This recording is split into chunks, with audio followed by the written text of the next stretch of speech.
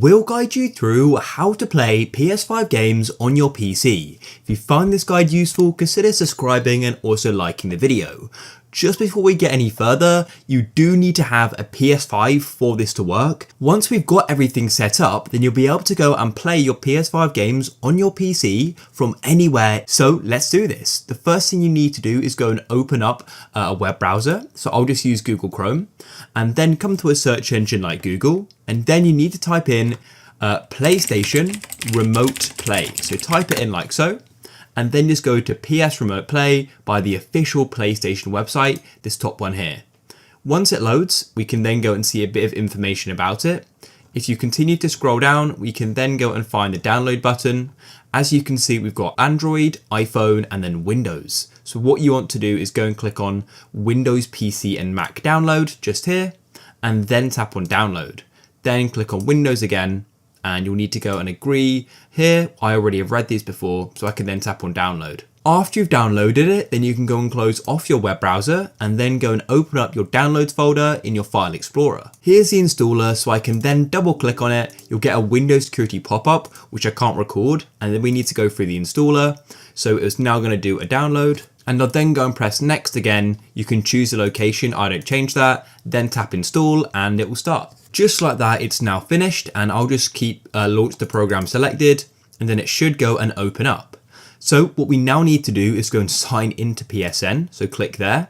What's super important is you sign into the same PlayStation account as you use on your PS5. So let me type mine in now. After you've signed in, there's a few settings you can change. Personally, I like to just go and give limited data, and then you need to choose if you want to connect your PS5 or PS4. I'll select PS5, and then there are a few things we need to go and do.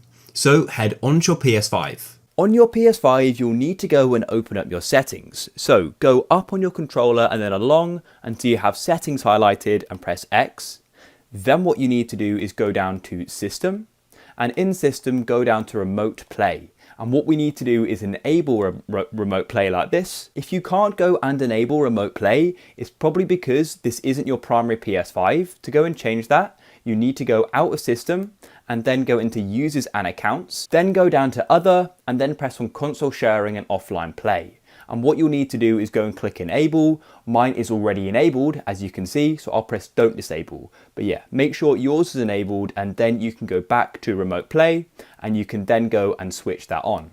Once you've done that, go down to Power Saving, and then you want to tap on Features Available in Rest Mode, and you want to make sure Stay Connected to the Internet is switched on, like that, and also turn on Enable Turning on PS5 from Network, like that.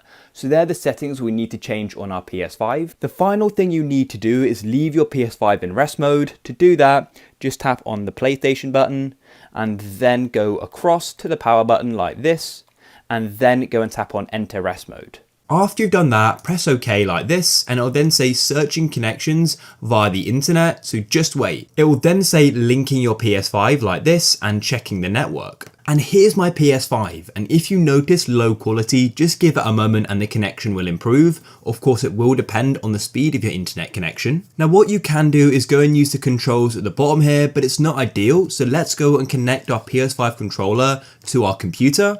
So what we'll need to do is go and use the wire. So just go and grab the wire, plug the USB into your computer, and then the USB-C into your controller. And here we are, and as you can see, my controller is now working. So now what I can do is go and get into a game. For example, I could go into Fortnite just like this, and I could go and play it remotely. It's important to note that the latency isn't great, and that basically means sometimes the controls, when you do something, it is a slight delay from it actually happening, which can be hard for competitive games, but for some games it will be fine, and it's sort of better than nothing, if you know what I mean. So yeah, give it a go and see how you find it. If you found this useful, please leave a like.